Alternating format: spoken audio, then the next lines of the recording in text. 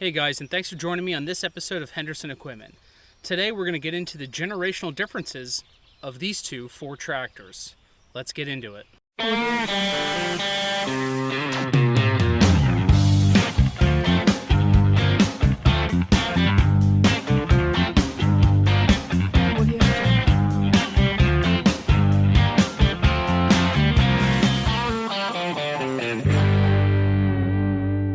My father would always say there's an ass for every seat. And that statement holds true even for owners, tractor owners. Depending on who you are, what your needs are, and the type of guy you are, really depends on what type and style tractor you should get. First tractor we're going to dive into is this one. This is a loader tractor with a 3-point hitch. Very common tractor for farms or for the general homeowner. This is a Ford 1520. This particular unit was manufactured in 1994, and these subcompact tractors, in my personal opinion, were the best subcompact tractors among all others. No disrespect to Kubota and to John Deere and to all the other ones, but Ford led the charge in subcompact tractors. Now, Ford outsourced this tractor to Japan, and Japanese quality is always top-notch. Ford made various different models. The lower the first two numbers, the smaller the tractor. The second two numbers depends on the generation. So they made a 1500 series tractor, a 1510, a 1515, and a 1520. They stopped at the 1520. So this is the highest level grade of a Ford 1500 series you could buy. What was so nice about these subcompact tractors is they were very versatile. Particularly in this year, you can get this with a loader, as you see here. There's a PTO on the bottom if you wanted to put a belly mower on it. It even has a 3-point hitch if you wanted to do brush hogging or post hole digging or any of your needs that you would need. You could also get various different options and side hydraulics, etc. This unit here has an HST transmission, which stands for hydrostatic. And pretty much you have 3 ranges. You got a high, low, and a medium.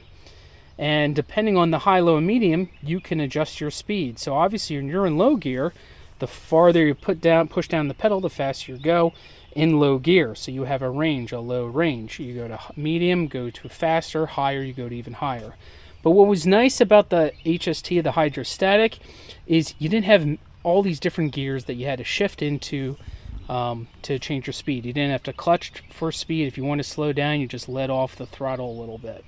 This Ford 1520 has these nice turf tires on it, and it is 4-wheel drive, and this thing turns on a dime. I mean, it is really nice and handy. The dry weight of this tractor is about 2,200 pounds, but you can add another 12 to 1,500 pounds for the loader itself. But overall, you're looking at just under 4,000 pounds for this tractor loader combo. That's really nice, and what's nice about that is your basic homeowner, you can just drive this onto a trailer and take it wherever you want to go. It's really nice and handy. All of these subcompact model tractors were powered with Shibora engines. In this Shibora engine, it's equipped with a 1.3 liter 3-cylinder diesel engine. It's mechanically injected, puts out about 22 horsepower to the flywheel, about 19 horsepower to the PTO. Let's start up this Ford 1520 and see what this 3-cylinder Shibora engine sounds like. Sounds nice. Now these Shibora engines, they built them to rev much higher than the older tractors, but the hydraulics were so strong in these units. You see we're idling at about 1100 RPMs, but the hydraulics on these were just so strong, and just at an idle, when you're watching this thing, at a nice, pretty idle, she picks her whole ass up. These tractors are rated for a much higher RPM, so at full throttle, let's see what RPM it goes to.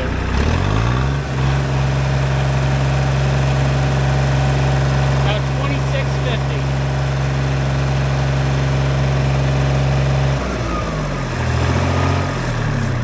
So again, this engine is about maxed out at 22 horsepower to the flywheel, about 19 to the PTO, and she maxes out at 2600 RPMs. It's pretty good for a real cute little 3-cylinder diesel engine. And again, any modern homeowners, this is the type of tractor you want to have. I mean, it's easy. You can take it anywhere you want to go. It's super versatile. It's compact and it fits in anything.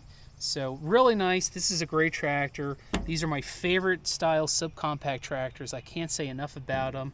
You know, I'm arguably addicted to them. I have about 4 of them now. Actually 5, including this one. So yeah, I just I can't say enough about the Ford subcompact tractors. Fantastic. Let's dive into this big old American piece of iron. So this is a Ford 4500. And just looking at this thing, looking at the sheer size difference, I mean, this thing is an absolute monster compared to this little peanut of a Ford. Ford made this tractor out of blood, sweat, and iron.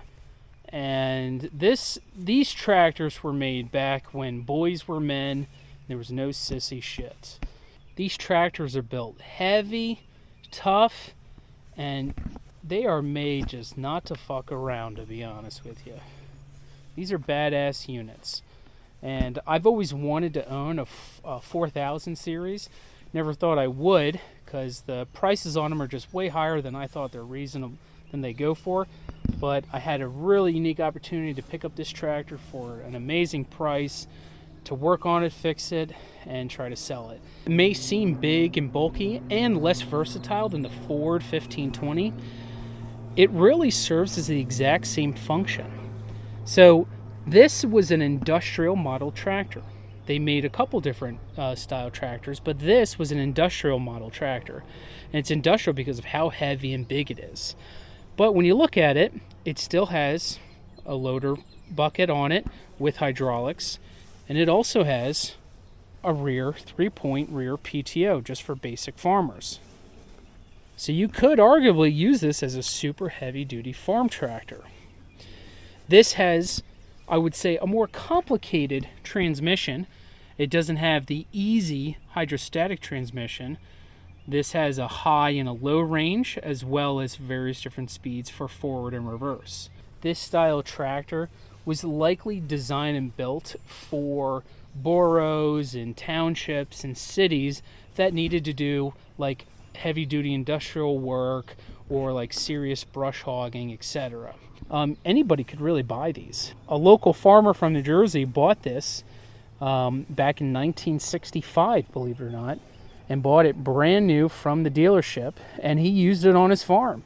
And he used it for various attachments like industrial wood chippers. He used it for mowing, serious brush hogging, and really he used it to dig up and tear up the driveway whenever he needed to. Now the cons about these style tractors are sheerly their size. Like I said about the Ford 1520, that unit right there is probably 3,500 pounds, 4,000 max. It's really not that heavy. However, this big old thing weighs about just under 8,000 pounds with the loader, but it also has weighted tires, and each tire is probably at least 1,000 pounds. So you're probably looking like 9,500 pounds to 10,000 pounds with this tractor the way it sits with loaded tires. So it is way heavier. You need a much more heavy duty trailer, you need a bigger truck, and you need a place to really use this thing. You know, you're not going to buy this to just drive around town, and you're going to use this thing. Everything about these was heavy. Look at the rear axle on this thing. So this is an industrial rear. It is just absolutely massive. Let's jump over to the Japanese style Ford tractor. You know, that's a big rear, definitely big, but nothing compared to this absolute behemoth of a rear. It's insane. Another thing I loved about Ford at the time is they were so proud, and that's something that America has lost. Ford was so proud, they literally stamped everything. They have Ford emblems on everything. Every fender has a Ford emblem. Any piece of steel that's on this thing has a Ford emblem. I mean, even look at the foot pegs. Little Ford emblem right there. Here you go. Stamped into the cast iron. Ford Motor Company. The engine is Ford Motor Company all over it. Everything's puked with Ford. You know, because people were so proud back in the day. And man, I really wish we could get that back soon. This is even a Ford engine. Would you believe it or not? Ford wasn't a big engine manufacturer, and they struggled with diesel engines. And you can see here, it's a Ford cast engine. Everything about this thing just pukes America. And honestly, it's just fucking awesome. I'd have to do a test and see if I can look up the specs, but if I had to give you an educated guess, that Ford tractor probably could pick up a max of 800 pounds, maybe 1,000 if she's maxed out wide open, but I think 800 pounds is a safe number. Maybe 1,000, but you never know. Where this behemoth, this thing, I bet you this thing picks up 5,000 pounds. This thing has a monster hydraulic pump. It's run off of the crank of the engine, and you put this thing in gear and just walk away, this thing's gonna dig a hole to China. Now this big monster was built on American iron, and it's an American engine. This just like the 1520 is a 3-cylinder diesel engine. Now can you believe that this big tractor, this heavy duty tractor, is still a 3-cylinder engine? But think about that. Those old timers back in the 60s. So this tractor was built in 65. In the 60s, those old timers made a big honkin' 3-cylinder diesel engine to power this big piece of equipment. That's badass. So this is a 3.3 liter Ford 3-cylinder diesel engine. So let's see what it sounds like.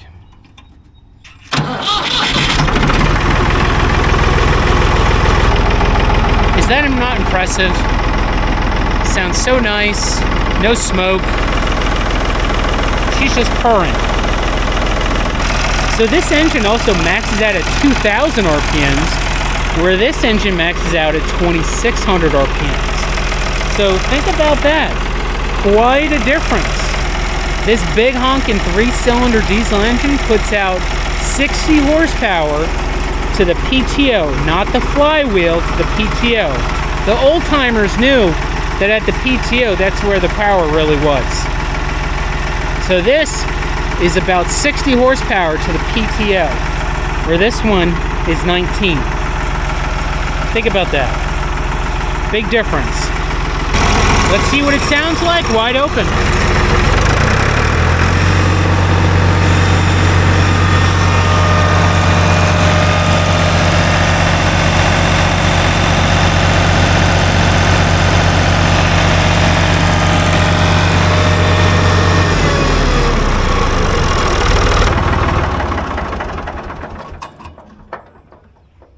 Man, that thing sounds nice. So if you're asking me which of these two tractors is a better tractor, I honestly can't answer that question. The Ford 1520 is a much more lighter tractor. It's much more maneuverable. It's great for the basic homeowner. It's a much more simpler tractor to use. Parts are readily available, and it's a very reliable tractor. So I really have nothing bad to say about it. And there's a time and a place for it. It is super handy, and if I didn't have other pieces of equipment, personally, I'd be keeping this tractor too. Now, this Ford 4500 is a much bigger tractor. It's much less maneuverable. It is way stronger of a tractor, and it's built to last forever. Again, this is a 1964. It's got no issues. I mean, it runs perfect. This tractor is going to run forever. At some point, parts are going to be hard to get for this tractor, but Ford is always really good about the parts. Which one's better? They're both great tractors. Both have their pros and cons. I love both of these models. Can't say enough about it. Again, if you're looking for something less complicated, lighter, and easier to use, the newer Ford 1500 series is what you're looking for, particularly the 20 series. And if you're looking for something built to last and run forever and not scared to show how big your balls are, this 4500 is the way to go.